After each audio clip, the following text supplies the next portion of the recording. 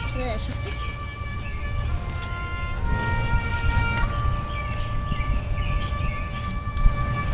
Chloe, was that loud?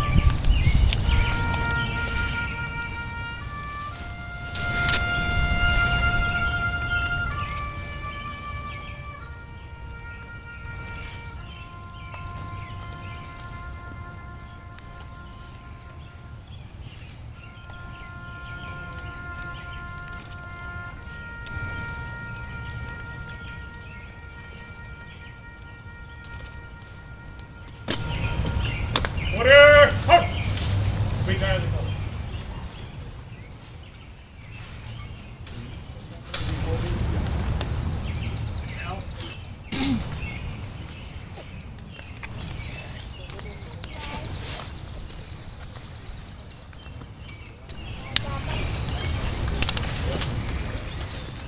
Well, I hope you enjoyed this.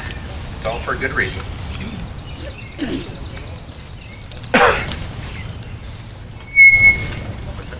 And I'd like to defend of the mausoleum.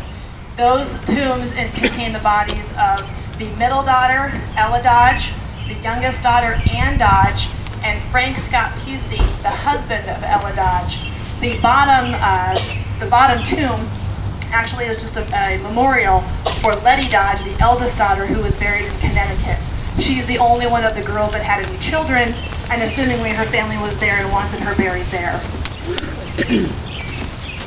The tomb of General Dodge is on the right-hand side as you look in, and his wife is on the left-hand side. Some of you saw the flag draped on top of his casket before they began the service this morning. And you are welcome. We'll have this open until noon, so you're welcome to stay around and see the inside of this if you haven't had a chance to do that yet. Just a little bit. This is part of the speech that was given down at the Lunch and Learn series this past April. Cutler Funeral Home is the funeral home that was in business at the time of the general's passing on January 3rd of 1916. There's a photograph that we have on display in the Beersham House actually right now when you walk in, if you go today.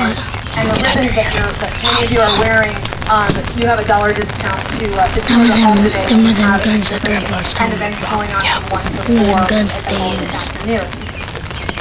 There are two Cutler men identified, Henry and Lewis Cutler, who were both directors of that funeral home from the early 1900s until the 1930s of that funeral home. This was, again, part of that speech. The general's personal physician, Dr. Alfred Matson, issued this bulletin. A marked change for the worse occurred in General Dodge's condition this week. His death may be expected at any moment. They had actually expected his death before Christmas of 1915, and he held on until January 3rd of 1916. Monday, January 3rd, 1916, the day of death. Major General Grenville M. Dodge, Master Railroad Engineer, died at 3 p.m. His death had been expected hourly for days. He had lived 84 years. At his bedside when he died were his daughter Letty, his sister Mrs. Beard, his son-in-law Frank Pusey, his sister-in-law and niece Mrs. N.P. Dodge and Miss Carolyn Dodge, and his two nephews. Shortly after the general's death, a call was placed to the council bus funeral director to come to the residence to prepare Dodge's remains for burial and begin the arrangements for the grand military funeral. His body was prepared on the site of the home, so he had never left the residence once he passed away until the actual funeral procession. The general's remains were embalmed in the bedroom where he died, and following the embalming, the general's remains were placed back in the bed in which he died. The funeral home staff worked with the general's nephew, Philip Dodge, and Colonel Matthew Tinley to complete the funeral arrangements. Colonel Tinley, who was a member of a pioneer councilor's family, would be in charge of all the military arrangements for the funeral. Tuesday, January 4th, 1916. Telegrams by the hundreds were being sent from Council Bluffs literally across the globe announcing Dodge's death. When former President Theodore Roosevelt learned of Dodge's death, he said publicly that he himself would have gladly exchanged places with Dodge so he could have lived Dodge's life. Theodore Roosevelt had been a guest at the Dodge home and had great admiration for the old general. Roosevelt proclaimed that Dodge's life had been the grand adventure. Former President William was under Howard the Taft trees sent a and sympathy telegram, stripping off the as did the shoes. Archbishop of St. Paul and many governors of states, as well as scores of railroad executives, politicians, bank officials, and dignitaries across both the U.S. and Canada.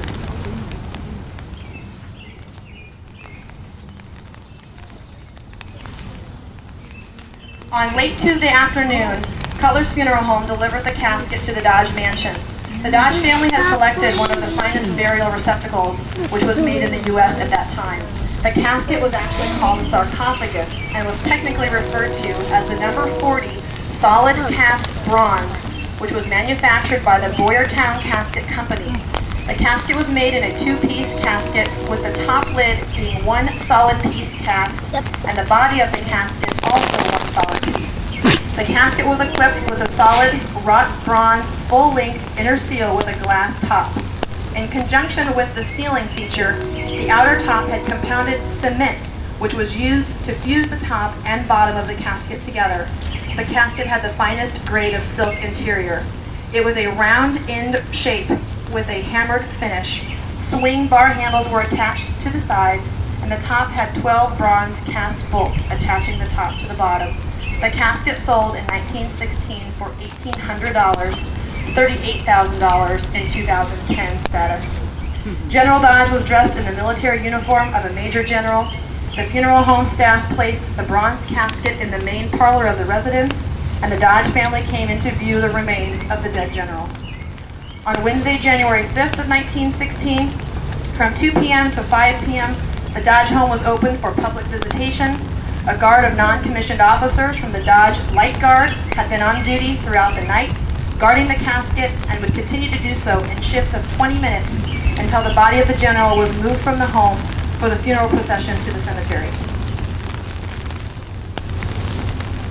It was estimated over 2,000 people filed past the open casket during this 3-hour period. On Thursday, January 6th was the funeral day. From 9:30 to 11:30 a.m., the doors of the Dodge home were opened, and again hundreds upon hundreds of people filed past the open casket. General Dodge had personally chosen his own clergy and music for his funeral. He expressly requests that Dr. G.A. Buxton, rector of St. Paul's Episcopal Church, and the Reverend Dr. J.T. Jones, pastor of the First Congregational Church, conduct the religious portions of the funeral. Dr. Buxton would read the funeral service of the Episcopal Church, and Dr. Jones would give the eulogy and sermon. General Dodge had been a lifelong member of the First Congregational Church. The honorary pallbearers were all members of the General's beloved Saturday Noon Club. The funeral home had arranged for 20 carriages from Council Bluffs, another 30 carriages from Omaha, and 30 automobile limousines. The funeral home had also delivered 12 dozen folding chairs to the residence and had even procured 2 straps to hold the flag in place on the caisson. The funeral bill came to $2,258 or $47,341 in 2010 dollars, which was paid in full by the Dodge estate on February 11th of 1960. A few of the other things to note while we're here. There are more Dodge graves off to my right. The 3 flat stones are representatives of the N.P. Dodge family, and the large stone back behind is the General's father, Sylvanus, and his mother, Julia. So you may feel free to walk around the grounds if you have questions for us or the VFW or American Legion. Please ask them as well. And the event at the home is from 1 to 4